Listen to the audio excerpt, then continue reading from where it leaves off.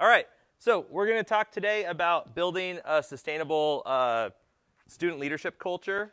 Before I get into the topic for the day, just go over some basics. So my name is Mike Corsetto. I'm the head coach of Team 1678, the Citrus Circuits. I am, for my day job, I'm the director of hardware engineering at Advanced Farm. We're an ag tech startup company that builds robots that picks strawberries and apples. Actually, just yesterday flew back from Washington, where I've been in the field with one of our apple harvesters, picking a bunch of apples. So that's what I do for my day job, build robots that pick fruit, and for my second job, or my fun job, I get to coach the robotics team. I'm going into my 20th season in FRC. I was a student in 2004, so 2023 is going to be my 20th season doing this. I started mentoring Citrus Circuits in 2008 when I was a student at UC Davis studying mechanical engineering. That's where I met Steve Harvey, the founding mentor of the team, who founded the program, and I started to get embedded in the program at that point. And I'm going to talk a little bit about the history of the team's development, so it might help to understand kind of where I come in that overall process of the team growing and developing. Yeah, and for most of this stuff, too, I think it's important to always recognize that I'm a firm believer in learning from others and taking the best from what other people are doing it and incorporating it into your own methods. This can apply to a broad range of things. Hopefully, it's part of the reason why you're here right now, to learn from someone else who's been a little bit further down the path in some of these things. But there's a lot of role models that I look up to across the FRC program, especially, that a lot of these lessons have come from. So I think it's pretty exciting stuff. Okay, what we're going to talk about today, this is the first time I've given this sort of presentation before, so the presentation is still a little bit in flux. Hopefully I don't end up repeating myself too much, but I wanted to kind of give twofold. I kind of wanted to give a little insight into what we've done as a team, because we have a pretty kind of specific process that we've developed over many years, but I also want to take what we've done, which may not be right for everybody, but try to translate it into more broad principles that you as a team can take and try to incorporate into your own program in your own way that makes sense for you. So we're going to talk about the why first, like why are we even in this room? Why should I care at all about investing in my student leadership culture in the team? And then we'll talk a little bit about Citrus Circuits and how we've developed as a team over the last nearly 2 decades now. And I'll try to pull out some key principles, some kind of like, we can maybe call them core truths of student leadership and what's impactful with student leadership. And then I'll talk a little bit more nuts and bolts on Citrus Circuit's methodology for student leadership. Kind of it's not building a robot, but on a very technical level, what are we doing? What are the mechanisms we're using every year to sustain our student leadership? And then we'll talk maybe some high-level next steps, things that you could consider, ways to go from here. Great. So let's talk about why investing in student leadership. I'll go over 3 things that I think make investing in your student leadership culture a huge benefit to your program. The first benefit to investing in, come on in guys, find a seat. There's plenty of open seats on the left side here. Yeah, you got it. The first primary reason to invest in your team's student leadership culture is a sustainability element. Competent student leaders can carry more responsibility for your team. Carrying more responsibility for the team means there's less overhead work that maybe your teacher or your mentors on the team have to carry. And then I think the other key part of the sustainability model is competent student leadership and a good student leadership culture is going to inspire new student leaders and a sustaining student leadership culture. So the sustainability model means that once you have these all-star students that are doing great work as student leaders on your team, the younger students that are coming in are going to see the great work those older students are going to do, and I'll talk a little bit more about how that works in the coming slides. Soft skills are another huge reason to invest in student leadership culture. FRC is a great technical program, but I think even more so, it provides an amazing opportunity for students to grow in their soft skills. So fostering a healthy student leadership culture is going to create better rounded graduates of your program. Sorry, I'm going to be using your table as a stool here. So that means that, I think a lot of times unfortunately, I think we have students that come through the FRC program and maybe they do a great job learning about a new way to code, or they get a ton of great experience working on the robot, but without an investment on their leadership ability, they end up coming out one-dimensional out of the program. And I think a great part of investing in some of these tools and processes is it gives us all an opportunity to build students coming out of the program that have these soft skills, that have these leadership skills, and they're not confined to a technical track maybe when they go off to college or post-college in their career, but maybe they have more of the tools and the equipping to go into leadership, go into executive roles or management roles within the companies that they're going to end up working for. It's one of the things that I've seen come out of a lot of our graduates, including, I have graduates that are CTOs, CEOs of various startup companies, and really embedded in these companies in leadership capacities because they came out of our student leadership model on the team. And then, guys, come on in. There's a couple of chairs in the back. There's one here, one over there. Come on in, take a seat. Let's see, and then come in all. Okay, yeah. So this is another thing too. Is I think I see every student that comes onto our team at least as being somewhere on this continuum of soft skills and hard skills. I think there's a lot of leaders that we have step up on the team that are really strong in their hard skills and maybe have some weaknesses in their soft skills, their ability to interact with others, inspire others, things like that. But I see just as much the flip side too, where students come in and they're really dynamic, charismatic, they can engage well with others, but maybe they have some lack of understanding on some of the depths of the technical topics that they're participating on the team. So students come in at all points in the spectrum, and I think if we don't foster a positive student leadership structure, what we're going to end up doing is we're going to be providing an opportunity for students with great hard skills to thrive, and students with great soft skills are going to be dampened, and students with great hard skills aren't going to have an opportunity to grow in their soft skills. So we're trying to round everybody out into more competent leaders that have the technical skills and the communication skills to thrive and take on more responsibility in the team. Third why we're doing this is competitive potential.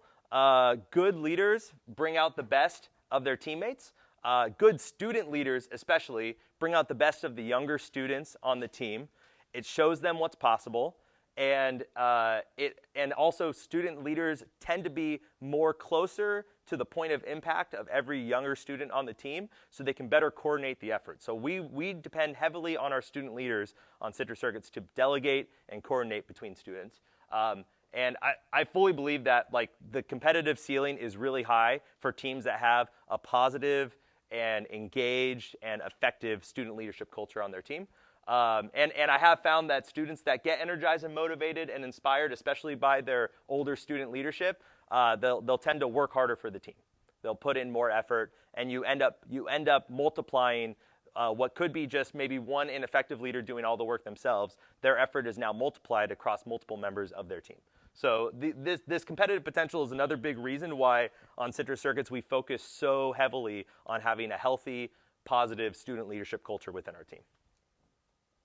Okay, so I was hoping if we have a couple of brave people just share a little bit about what, if any, your leadership role is on your particular team. I just want to hear from a couple students on what you do on your team. Anybody that wants to just share? Yeah. What's your name too? Sorry. My name is Emma. Yeah. So I'm the executive president of 1072. Executive president. Could you define that a little bit more? So in our leadership, we have three presidents.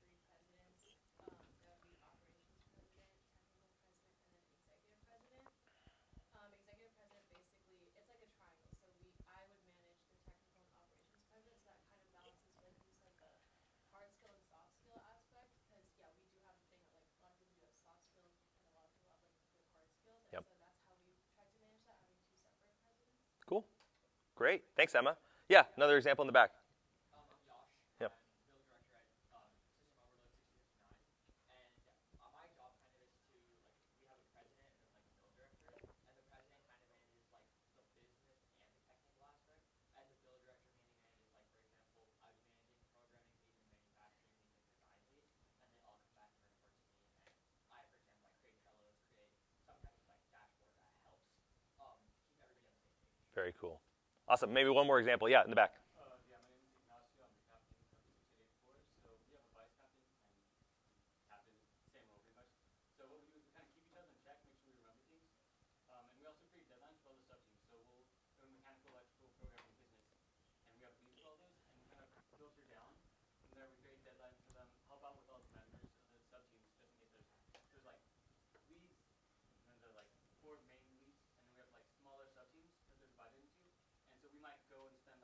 30 minutes, an hour working with a small subteam to help make improvements. Great. Wow. Those are some awesome examples. We have some awesome student leaders here. Thank you guys for sharing a little bit. I think it's just helpful to, one, I wanted to get a little bit of a gauge on where some of the students in this room might be at on their particular teams. It helps kind of tailor some of the examples we're going to share later. But very cool to hear how you guys are structuring your things too. I think it's all really exciting stuff. And hopefully, for despite or no matter what your leadership structure is right now, hopefully some of the lessons here will be kind of higher level than that, and hopefully you can take some of these things out and incorporate them into your team. Okay, great. Let me give a very brief, hopefully brief, I'll try to be brief, history lesson on how Citrus Circuits got from where we started to where we are now. And I just want to kind of highlight a little bit of the shape of the team and how the team grew over time and evolved to where we're at today. So I call 2005 to 2011 the early days of the team. So the breakdown of the team, we had between 10 and 20 students. We started out with one founding teacher and founding mentor, and then it grew to me and one other person. And so it was 3 of us basically going all the way through 2011 as mentors in the team, and about 10 to 20 students.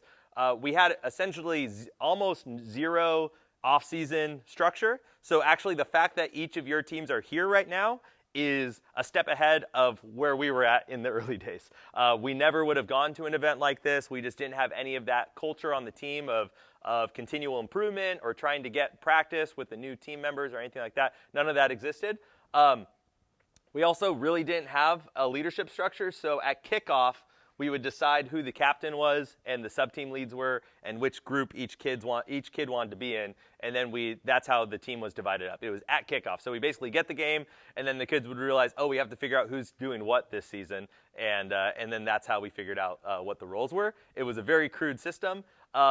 Most of our students in those days were just there to hang out with their friends, not build a robot. Like the kids that actually cared about the first side of things was the minority, and that was a frustrating experience.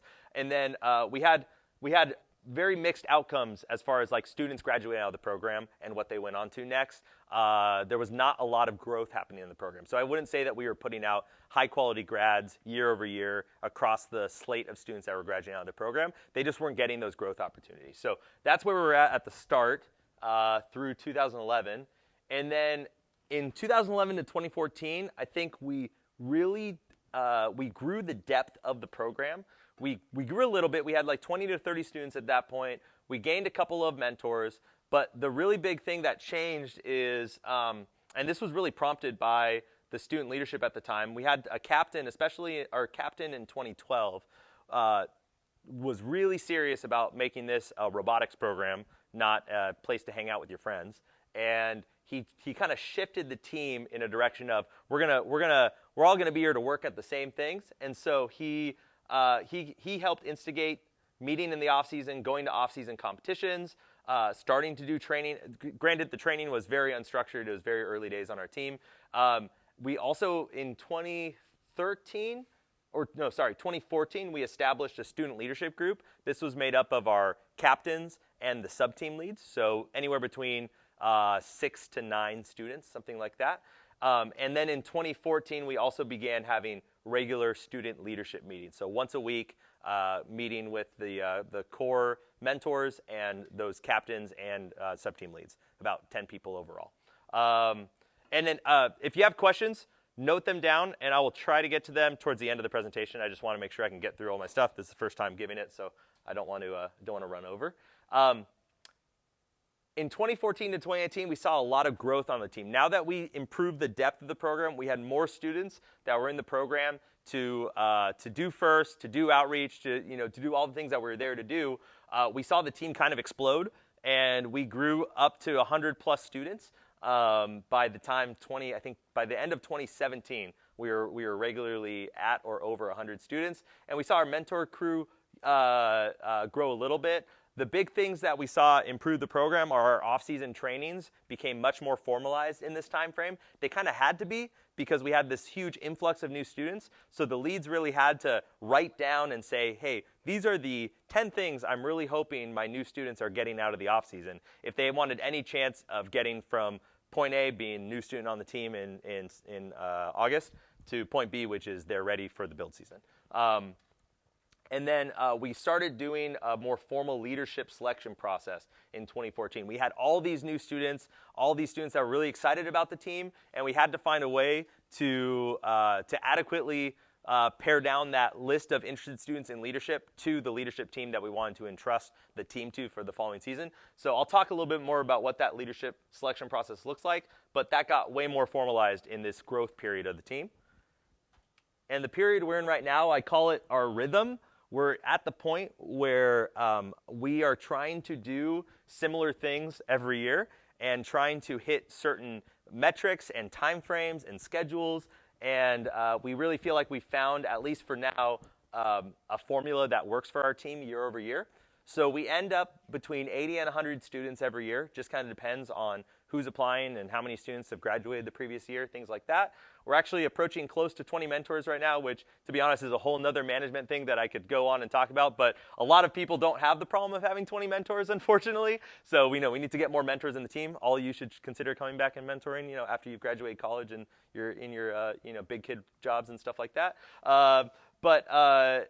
Now all of our, not just our captains and our sub-team leads, but we also interview for all of our outreach leadership roles. And our outreach leadership roles have kind of developed into like leadership light roles on the team. So a lot of students that may not be old enough or mature enough yet to take on a sub-team leadership role will still be interested in leadership, and they might be considered for a outreach leadership position that is a little bit lower pressure. Maybe it's limited time scope, like it's a one-off event that we do in the fall or something like that, which still gives them an opportunity to practice communication, practice all those soft skills we talked about, but it's not the full stress of like being the software robot lead and being the ultimate like where the buck stops as far as if the robot code is going to work or not, right? So it's a little bit of a kind of training wheels leadership opportunity for students. It still is something that not every student on the team is going to get the opportunity to do, but it's for students that have that leadership interest, but just don't have, maybe they're just not ready for a sub-team lead role or a captain role.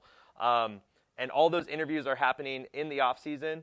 And I think one of the really cool things one of the side benefits of this rhythm and this formal structure is the average citrus kid coming out of the program is doing between 3 to 5 interviews over the course of their career. I don't think I interviewed at all when I was in high school. I don't think I ever went through that process. And students are having the opportunity to prepare for interview questions, go through an interview with a couple of their peers and 1 or 2 adults. They're getting that experience almost every year if they're interested in leadership, and they have to interview to join the team in the first place because we're selecting all of our students on the team via an interview process over the summer, and so they have that opportunity as well. So I think it's one of the cool side benefits is interview experience is a huge thing when you start to get into looking for jobs, and trying to give students a little bit of a leg up and some experience in that in the short term is really a cool byproduct of this rhythm that we've established on the team.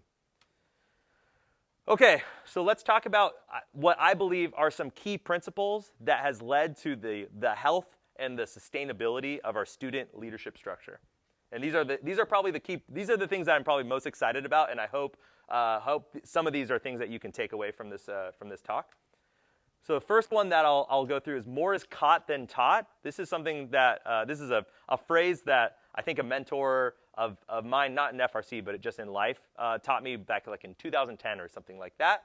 And I think how this applies to FRC is me and the other mentors and coaches, like we can talk until we're blue in the face about what students should do on the team and what they're capable of and try to inspire and try to motivate and all that stuff, but it won't hold a candle to what students see other students do.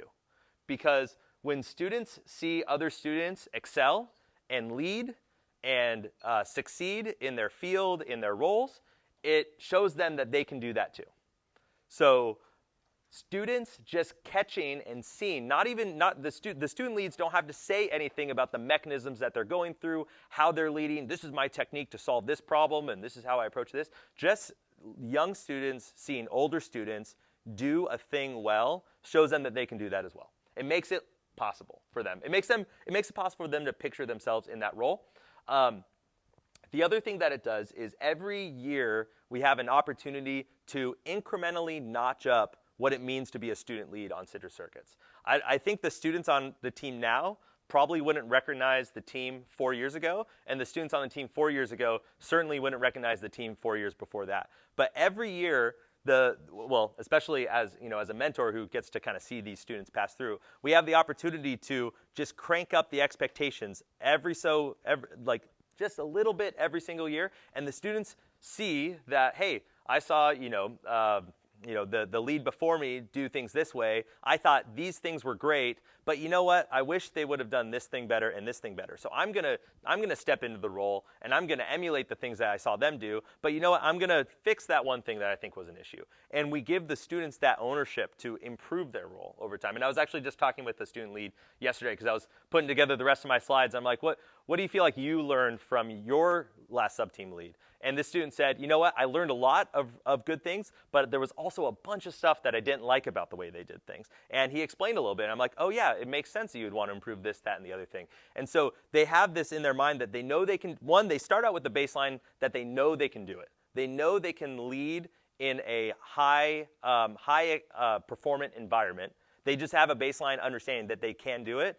And then they're given the opportunity to think about, how could I do it just a little bit better? And once you do that process year over year over year, you end up in a really, really awesome position. And then I think the takeaway here is with more is caught than taught, it's really important to find ways for students to be presented with what the all-stars on your team are doing, to make that visible and presentable in a way that students don't feel like it's out of their reach, or that we're celebrating the wrong thing. So I think that goes into takeaway 2, which is what you celebrate on the team.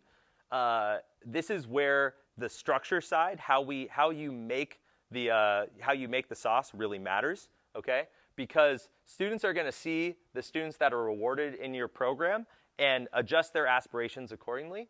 So on Citrus Circuit, it's really important that we find ways to avoid elevating students that are not role models for the team, and find ways to highlight and reward students that we believe are moving us closer to our mission as a program.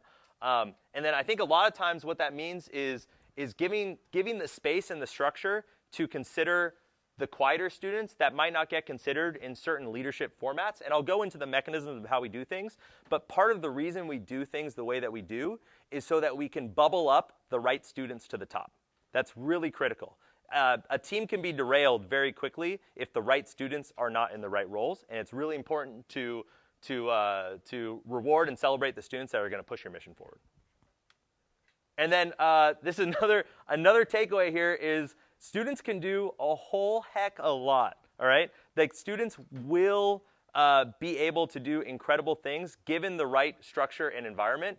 And from my perspective as a mentor that cares about our students' growth and sees our competitive excellence as a key component in our team's continued growth, I love how much our students can do because it's a lot of stuff that I don't have to do. The students will tell you just how lazy I am and just how much I refuse to do on the team, and it's because I know they can do those things, and I'm not gonna do it for them. Like it's like, hey, you know what? I'm not gonna I've never designed a part of the robot. I'm a mechanical engineer, but I've never touched a bit of CAD throughout the whole history of the team. And a big part of that is I've seen students on the team always CAD these great robots. And so why am I going to step in and try to CAD a robot when I know the kids can? And if the kids are struggling one year, they know that the expectation is that they can CAD the robot, and they have that in their head, and it doesn't seem unattainable for them at this point. They know they can do it. They know they have the training and the opportunity. It's just a matter of if they're going to take it or not. And that's a really powerful tool for me as a mentor to be able to use across all of our student leads, especially because I interface with their student leads the most out of anyone on the team. They know the expectation is so high, but they also know that the students before them were able to do just that, and it's possible for them. And that's the key thing. It's turning what may have seemed impossible, not given the right leadership structure, into possible because they see it. And so students doing a lot is great, especially for coaches, the coaches in the room. Having students that can do a lot is great. We heard a couple like executive level student leads on the team. That's fantastic. The more capable and empowered the students down the leadership structure are, given the proper culture and role models and things like that, the better your life as an executive on the team is going to be, because it means those students are more productive, more effective, doing more for you and taking more off your plate so you can focus on high level goals and targets. Okay. And then another key principle here is the fail faster model. I talked about fail faster in my strategic design workshop, which I'm giving tonight. If folks want to attend that as well, I don't want to hoard you all, but if you do want to come to my talk, I'd love to see you there. But I think it's important to recognize that no student is going to come into the team, and especially into their leadership role, truly ready for the role. They are going to have, we talked about the spectrum earlier of technical to soft skill, hard to soft skills, and everyone that's in between. Students are going to come with all sorts of strengths and weaknesses. And I really believe that especially your off season, the fall work that you do, projects, things like that, those are opportunities for you to kind of shake out the bugs in the system, right? You get to see what each student lead is doing, find where there might be deficiencies or things that you really want to tweak or improve in their workflow or in their leadership capabilities or in their technical skills in order for them to be successful when it comes to go time, which is kickoff, right? That's all of our fall work is built around prepping for that kickoff day and fleshing out the leadership structure of the team, where we're strong, where we have areas to improve. That's what the fall is for, and providing those opportunities for failure, especially in the off season before the season starts, is really critical for building a strong student leadership structure coming into the build season. Okay, let's talk about the, see how we're doing on time. Oh, we're great. I should probably slow down a little bit. Actually, we'll have time for questions, so we can do that. So let's go through some of the mechanisms that Citrus Circuits use. So this is a little bit of a peek behind the curtain on how things are done on the team. Leadership selection. I think this is something that every team is going to do differently, and I think that's okay. However, I will give maybe a plug to what you're about to be presented, because it puts the right people in the right positions to make the key strategic decisions to keep your team moving forward in the right way. And so there's a lot of different ways that you could do this, and I fully accept and appreciate that, but I will give a plug that I believe that this leadership selection process that we've narrowed down on Citrus Circuits is, I think, a fantastic way of empowering the right people to make those strategic decisions with your student body in order to keep your team moving forward in a positive direction. So in May, anyone on the team, including coaches, can nominate any student for any leadership role that we have open for the following season. Basically, every leadership role is open in May. The only ones that aren't are leadership roles that have to be off cycle, which is just a couple of outreach projects, like our RoboCamp coordinator who runs the summer camps. We don't select those positions in May because their work starts in June. So those are selected in like December timeframe, I think, so they can get ready for the RoboCamps. But all of our technical leads, our captains, co-captains, all that stuff is up for nomination in May. And it's a Google form. People can nominate as many people as they want. We encourage people to nominate themselves and nominate each other. The more nominations we get, the more data we have on why the students and the coaches on the team think certain students should be in certain leadership roles. It's a great way to collect a bunch of information. And just to give you an idea of scale, on average, we generally have between 300 and 400 nomination submissions on our team. So that's 300 to 400 Google entries. You know, a lot of students will be nominated dozens of times by dozens of different people, sometimes for varied positions. People have different perspectives on where folks think they would sit well within the team. But it's a ton of great data, and it's really cool to read the nominations and hear what other students and coaches on the team think about each other as far as propelling them forward. There's never any nominations about who they shouldn't think should be in a role. It's all meant to be positive. It's all meant to be, pushing people in a positive direction and highlighting strengths on the team. So that's what the nomination process is for. Then the current year's core leadership, which is the exiting captains and the lead mentors, which is myself and one of my counterparts on the team from the adult side, and then the two student captains.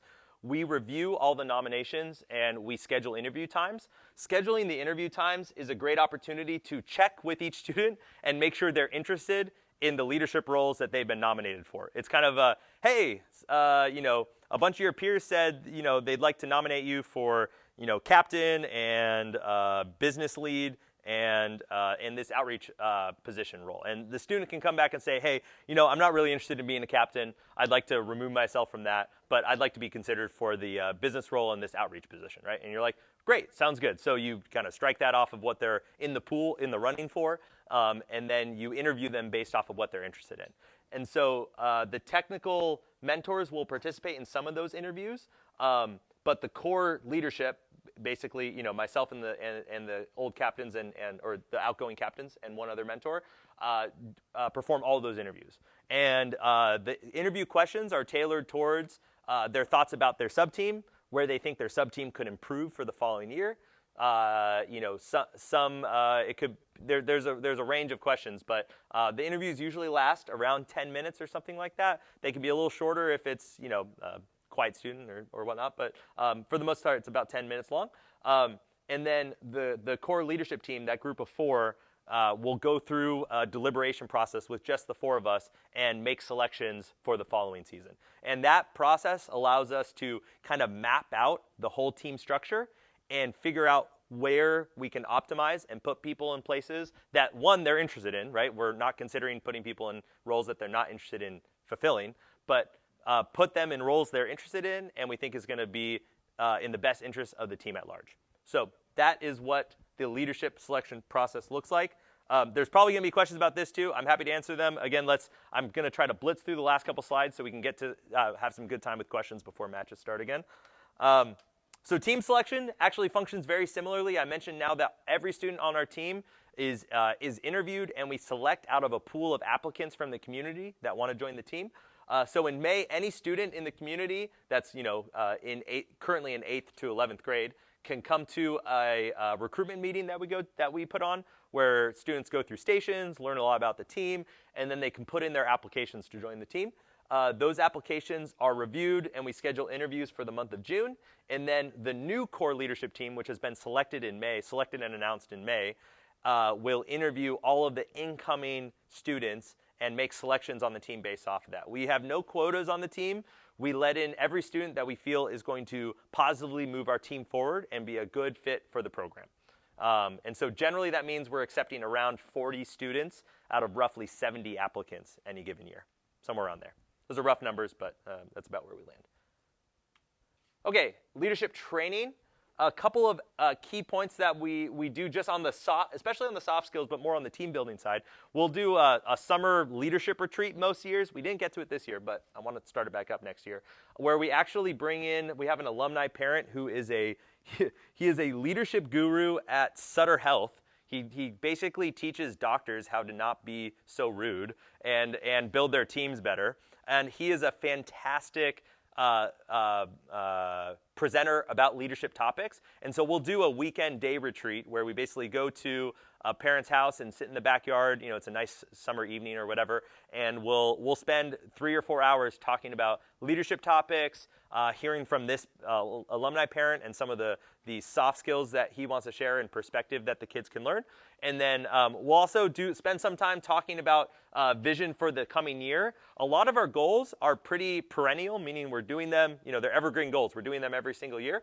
But sometimes students have thoughts about, just like I was mentioning earlier in interviews, students talked about where they want to improve as a team.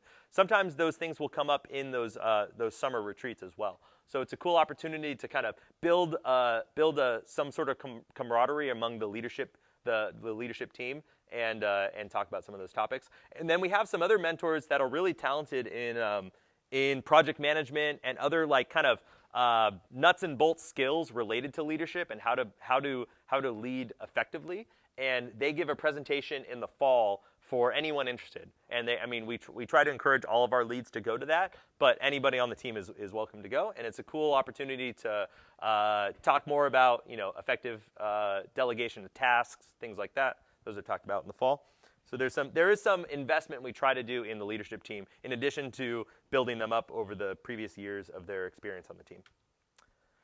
And then another key technique we have are leadership meetings. So once a week, the captains, the main sub-team leads, and the core mentors, the two mentors I mentioned previously, we meet and we discuss team topics. These topics vary. I mean, some of them are when should we be planning for recruitment night? Some of them are debriefing what went well and what went poorly at our last event. Some of it is technical in nature, like, hey, we're 3 days behind where we said we were going to be. What are the things we can do or extra meetings we can put in to catch up to where we need to be? So it covers a broad range of things, but it's done regularly. We do every 2 weeks during the summer because it's a little bit lighter, but we do every week in the fall and across the build season and the post-build season. And then the captains kick off every general meeting with we do a general meeting at the start of every meeting. I probably should have put that in my slides actually, but it's an opportunity for the captains to go through an agenda, and every sub-team lead talks about what their team is going to do for that meeting. So it's a touch point for everybody. The whole team sits on the field, and each of the sub-team leads has an opportunity to share a brief 30-second summary of what their team's up to that day. It keeps everybody at a high level on the same page as far as what's going on the team. It also encourages everybody to be on time because we heavily chastise students that are not at the meeting on time, and it's noted in their attendance. And it's like showing up for a class on time, right? You don't show up to class 30 minutes late. You don't show up to our team meetings 30 minutes late either. Everyone's there on time. We start the general meeting on time. And part of that general meeting is sharing an update from the previous leadership meeting. So the leadership meeting is not open for anyone to attend, but we do give summaries of all the key takeaways that happen in that leadership meeting. Okay, and then I mentioned attendance just a second ago. Part of managing a team effectively of our size is tracking members appropriately or effectively. And so we have a consolidated spreadsheet that tracks all of our attendance to meetings. Those spreadsheets are updated by the sub-team leads or someone they deputize in a certain meeting to update the spreadsheet, and they note things like if students are absent, if they're late, if they're absent unnotified or absent notified, meaning the student notified their lead if they were going to be missing for that meeting or not, because that actually plays a big factor. Students that are absent unnotified cannot make up that absence, and we have an attendance cut at 80%. So any student that's below 80% at the end of each month is liable to be cut from the team. Pretty cut and dry there. And then student leads also determine what method they want to log their training in. Like I mentioned, our training's become much more formalized, but it still is fairly, it's kind of settled down now, but each sub-team has different ways of tracking how far each of their student members are down the training progression before build season. Like I mentioned, all of our fall is spent training, both training our leads, but especially training all the new members and the veteran members of the team. And so we have tracking sheets that we try to level out where they're at and what skills they need to learn before we get to build season. So sub-team leads are responsible for maintaining those tracking sheets and tracking how far their students are down their training progressions. And it gives me and the other mentors an opportunity to look at those tracking sheets and say, hey, I'm looking at the tracking sheet from last year, and all of our students were trained on the router by now, and only half of our new members have router experience so far. Like, what's going on with that? Where can we improve? So it helps highlight maybe potential deficiencies in training our new members of the team. Okay, we're doing great on time. Let's talk a little bit about, I have a few next steps, but this is certainly not comprehensive. This is probably the section of the presentation I'm not super stoked about. But so I think one next step is consider your current leadership structure and what signals you're sending to your team about what it means to be a leader. I think we have a lot of student leaders in this room. I think it's a good opportunity, maybe in one of your upcoming meetings, to talk about, remember I mentioned at the one of the key principles towards the beginning is more is caught than taught, and understanding that it matters more how you do things and the model you are to your team members and less about the words you say, because those can often fall flat. Think about the signal that your student leads are sending to the rest of the team. Think about, are the students on my team inspired to become leaders on the team? Is it something that engaged students on the team seek to become when they are older and then they can be responsible for more? And then conversely, think about, are there elements of our structure, of our processes, of the methods we have in place that might not be highlighting the behaviors, the culture that we want to build within the team. And that's a hard thing to reflect on because everyone's in the midst of their own team, but it's part of that continual learning process. So consider your current leadership structure, have conversations with the other leaders on your team, and talk about that, and be open to change, I think is a takeaway there. Another element is be patient. The 1678 leadership culture we have now has, as you heard in my history slide, has taken a long time to get to where it is. And so I think it's important that to understand that true leaps in team culture and leadership culture on the FRC scale happen in generational cycles. So I was mentioning every 4 years, students on our team wouldn't recognize what the team looked like 4 years ago. And especially a student now going back 8 years ago is going to have no idea how we're doing things and be very confused. But I think it's important to try to build the right environment for your student leadership and allow the progress to happen at the usual development cycles of student generations. I mean, it's a part of the process. It won't happen overnight, and students won't grow overnight either. They have to be given the right skills or the right context to grow in, and the team similarly has to be given the right structure and context to grow and allow the results to progress over time. And talking about progress, giving your leaders time and opportunities to lead. So like for us, that looks like fall projects are a great opportunity for students to lead. And then they'll lead again in the build season. But man, it's great to be able to start that progress earlier than, okay, it's kickoff and now you need to project plan and track your sub-team students and make sure they're productive and things like that. I'd much rather a lot of those things get shook out at the start of the school year rather than halfway through. And focusing on progress in where your team is at right now. I mentioned be patient because it took us a decade and a half of investing in our student leadership model to be where we're at right now. And what that looked like was focusing on progress with the students we had at the time. And incrementally, improving leadership skills, communication skills, technical skills, going through that every single year and making step by step by step so that every student coming in was seeing better leaders and being impacted by better leaders ahead of them and then taking it to the next level. I talked about turning the knob just a little bit more every year. And I apparently didn't finish my last thought on this slide. So find ways we'll never know. Okay, great. Okay, so that was a sprint through. I would love, I heard some people not jotting down some questions and stuff like that. I'd love to dive a little bit more into questions, especially because I have no idea if what I covered was anywhere near comprehensive or effective at addressing what you thought this presentation would look like. So I'd love to hear some questions that people have. And yeah, we got the three. Yeah, let's start in the back. How long are your leadership meetings? Yeah.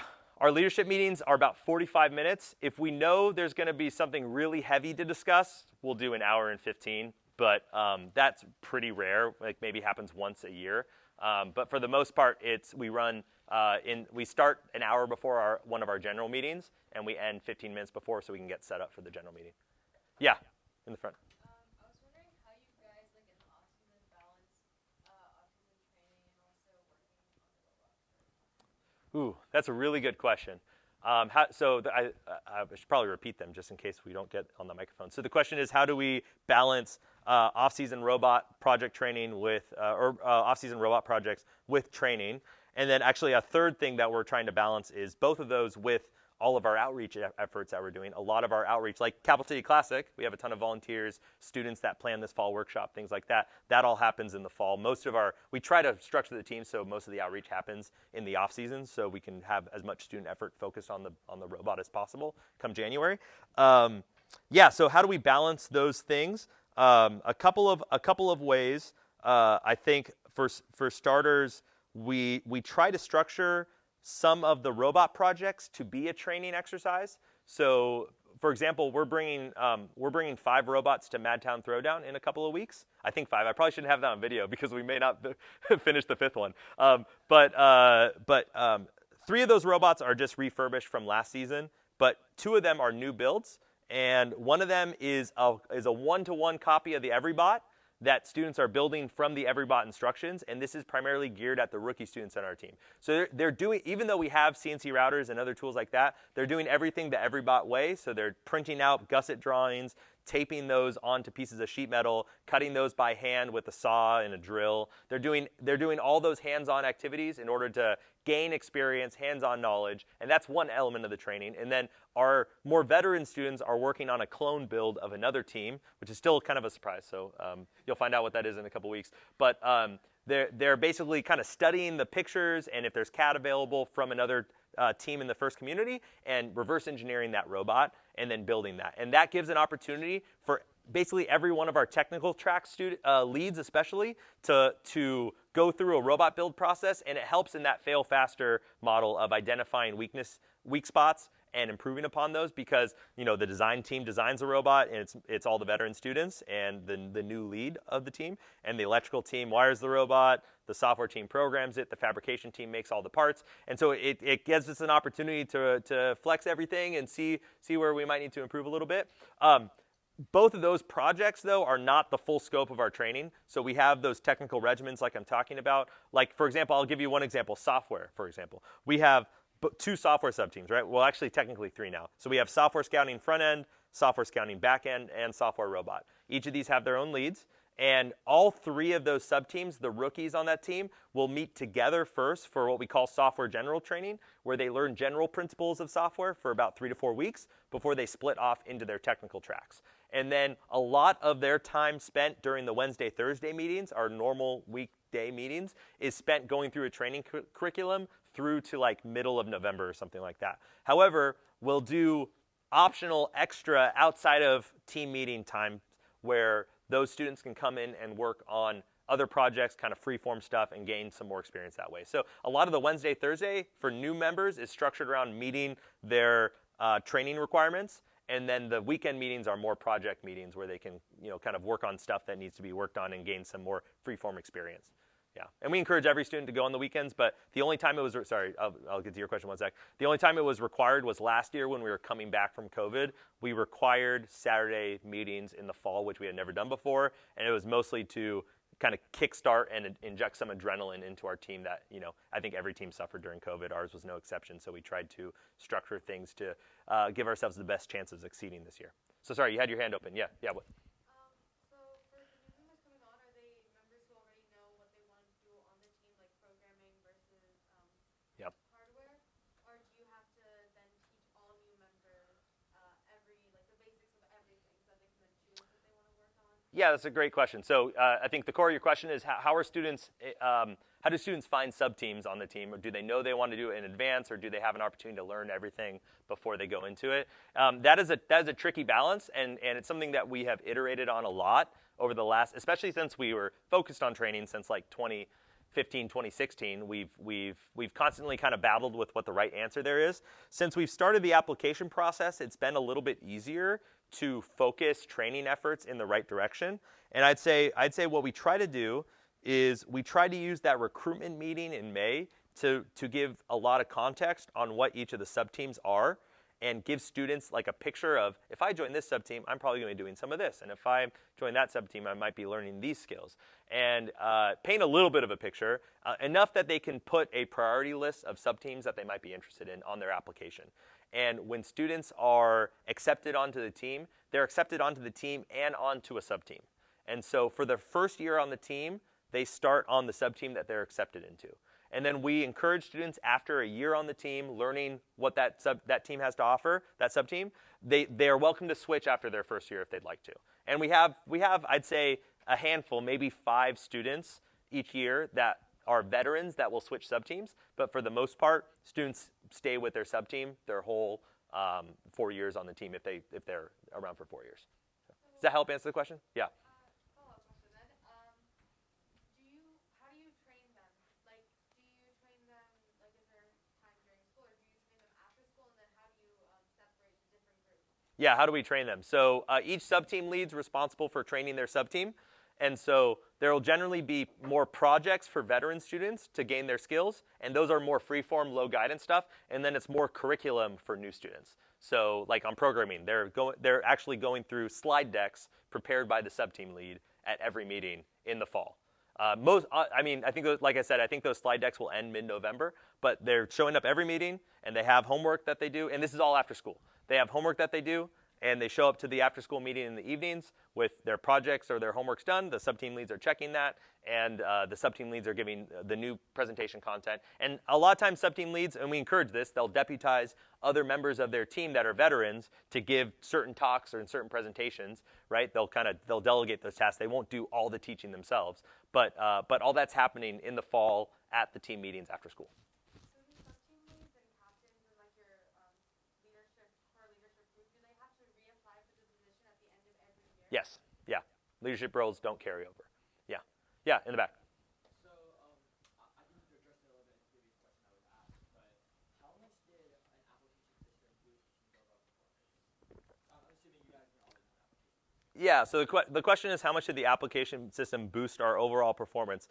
Applications to leadership or to the team at large? To the team. That's a great question. I think I wouldn't say that it has improved the on-field performance that much. What I think it's done is it's improved the consistency of our team systems and structures. I'll give a quick example. Part of the reason why we implemented an application process in, I think it was 2018, was because in 2017 at the first team meeting, we had like 130 kids there. And I didn't know the names of 80 of them or something like that, right? Because I finally got to know all the students that were on the team, and then the new school year starts, and we have these 80 kids running around. I don't know who's doing what. I don't know why they're here or what they're interested in or anything like that. And it was unmanageable. And we were trying to do things like prepare for off-season events while also not trying to trip around the 30 kids that didn't know why they were there or what they were doing. And it wasn't going to work out. And so what the application process has done, I don't think it's actually improved our competitive success that much, but it's made staying at a competitive level way more manageable, because we get a certain baseline level of consistency both in the students that are accepted on the team. So there's a certain consistent level of commitment and interest. That's what we interview on, by the way. We interview not for technical knowledge at all. We interview for interest and ability to commit to the program. We say all the time, it's your priorities are your family, your school, and robotics in that order. If a student, there might be a great student interviewing for the team, but if they're doing speech and debate and football and track and field or something like that, they're probably not going to have time for our program, and they're likely not a good fit, right? Even if they seem like a great student. And so we filter based off of interest and excitement and passion to contributing to our team's goals, not on if they were on a VEX IQ team for the last 5 years and already know the 3 programming languages we use. Like, we have students that come into the interviews like that, and not all of them make it on the team. It really just depends on the kind of the full student and what we're looking for. So, yeah, does that help? Yeah, that helps a lot. Okay, fantastic. Let's keep going around. Yeah. What advice, I guess, related to leadership structure would you have for teams who maybe don't have the problem of too many people and instead are working to get more people, like much smaller teams? How would you adapt some of these principles for a much smaller scale? Yeah, that's a great question. How do you take this kind of system and break it down to something that's more manageable for a smaller team? Does that help? Okay, so yeah, I'm trying to repeat all the questions so that it gets on the broadcast. It's a really good question, and it's something that I'll be honest, I think in our early days we stumbled into. Like, we had really competent students that stepped into leadership roles kind of naturally, not necessarily with any sort of real particular purpose or strategy, and it took our team to the next level. So I can't really take a lot of credit for how we got from those early days that I started at the beginning of my presentation to where we're at right now. But I will say that somewhere in the middle there, we realized that we had a good thing going, and we focused on one of those key principles at the beginning, which is celebrate. You get what you celebrate. And so I think finding ways to evaluate where your team is at right now. How many leads do you have? Kind of what are the responsibilities of those leads? What sort of example are those leads setting for other members of the team? Do other members of the team generally admire the older students on the team? Do they generally want to take on those roles when they're that age? And then I think the other key thing is, like, what do your student leads view as the purpose of their student leadership? That's probably one of the biggest things is all of our student leads on Citrus Circuits understand their leadership role as twofold. They have two primary responsibilities, and if they don't meet these two primary responsibilities, they are not succeeding as a lead. Their first goal is to train their student team members better than they were trained when they were a student. Have better trainings in place, better programs, more effective training structure that provides better outcomes for each of their members. And their second objective is to build a world-class robot and a world-class team. Those are their two goals every year, and they understand that. And so they have that expectation that both of those things are important for their success as a leader and the success of the team and leaving a legacy for the students after them. So I think asking some of those questions as a student leadership group, if you have any sort of structure like that, bring those people together and start to ask yourself those questions, and where can you be working to better highlight the elements of your team's goals and culture that you want to grow, and then finding ways where, hey, you know what, like I'm really not excited that we do this every year. I'm really not excited that we tend to just attract students like this, and I think the team could be better suited if we had a more diverse background or something like that, and talk about what your goals are as a team and how you can structure your leadership, the things you celebrate, more is caught than taught, all those things, how you can optimize those knobs. And again, it's all about progress year over year. It's turning those little knobs. Don't expect all this stuff to happen overnight, and that's fine. Just look for those ways that you can incrementally improve your team year over year. So, great question. Yeah, you had your hand up. Yeah.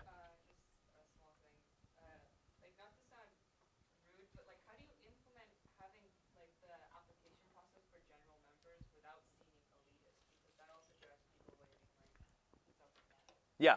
Oh, so that's a really good question, and that's a hard thing to process. Is when you have an application process, there are students that will not make it through the application process. There's a couple of things with that. One, oftentimes, I'll do a couple things here. We also encourage students to reapply, and that has actually been really successful for a lot of students. So we encourage students that aren't accepted in a given year to reapply the following year. And a lot of times it's just because a student didn't necessarily have the maturity to come in and thrive in a program like ours. But after a year of growing, of whatnot, they actually become someone who would be a good fit in the program. So we've had that happen many times on the team. And the students that are really interested and passionate about it will reapply, and it's great for them. And then they apply to the team, and it works out really well. I'll say, too, that we also offer alternative tracks to engaging interest and experience in robotics. So we have daytime courses that are open for anybody to sign up for at the high school that our teachers put on. So that's another good opportunity for students that might not be a good fit for the very kind of high, I think for the very like kind of performant element of our team, it's not the best fit for everybody. But the classes are often a really good fit. And then lastly, I think the other flip side of it is if students aren't well equipped to integrate into the program, it tends to not be great for them either. And that's one thing that we found over time. And students will feel right away that, hey, this is not really where I need to be. So yeah, I think it's a tough pill to swallow. But I guess the fourth thing, this is probably actually the thing that I probably believe in more than anything else, is it's really important to protect the kind of the experience of the students that are on the team too. I think I've seen that students on the team, their experience is diminished when there's students that are allowed on the team that don't have that same level of passion, enthusiasm, focus towards our team goals. They're distracting their peers. Those sorts of elements can be really corrosive to a team's culture and structure. And so we try to use the application process to filter some of that out as well.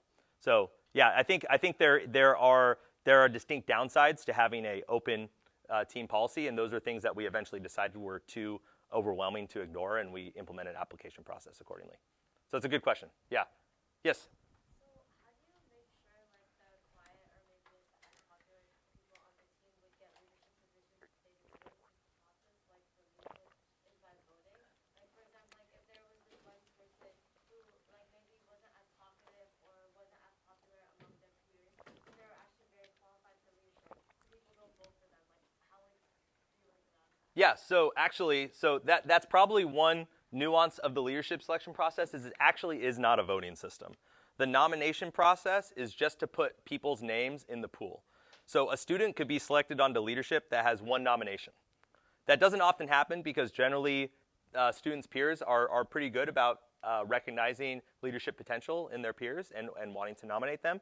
But a student can nominate themselves, and that could be the only nomination. And if they're viewed to be the best person for the role, they're put in that role by the core leadership. The core leadership, being myself, the other lead mentor, and the two captains, are the group of 4 that are making those placement decisions, not the team at large. So a student could have nominations from half the team and not be selected for a leadership role because it isn't a voting system. It's run more like a job where you have a hiring manager and a small group of people make job selection decisions based off of a round of interviews with a bunch of candidates. That's more what our leadership selection process looks like. So it will give opportunities for students that may not have the diamondism to be popular among all their peers, but are still a great contributor to the program and have a bunch to offer and would be a great fit for a leadership role. They have an opportunity in this system that they may not have in like a democratic process where it could devolve into more of a popularity contest, and that student wouldn't have the same opportunities. Does that help? Does that help? Yeah. The easy way to think about it is looks way more like a job than a election. Yeah.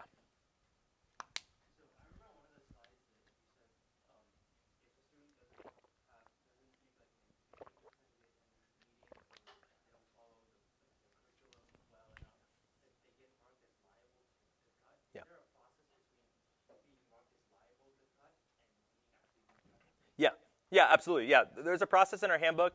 If I could summarize it, I think sometimes the cut is really easy because the student has 0% attendance, and it's someone that clearly just was accepted on a team and decided not to show up. That usually happens. We shake that out at the beginning of the year, or sometimes, it also helps to discover students that might have a life event change. Like, we've had students who a family member came down super sick and they couldn't make it to meetings anymore. And then, like, November rolls around and you're really excited about this student getting involved, and you realize they're at like 20% attendance. And it gives you an opportunity to talk to that student and be like, hey, like, we notice you're at 20%, what's going on? And they're like, hey, I've been really trying to make the meetings, but I can't anymore. Like, my parent's sick or something like that.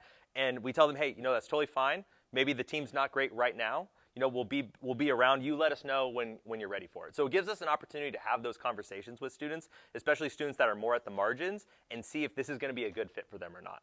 And I think it gives us an opportunity to touch with them, have an action plan for how they could bump their attendance up, or if they need to put their participation on the team on pause or be cut from the team.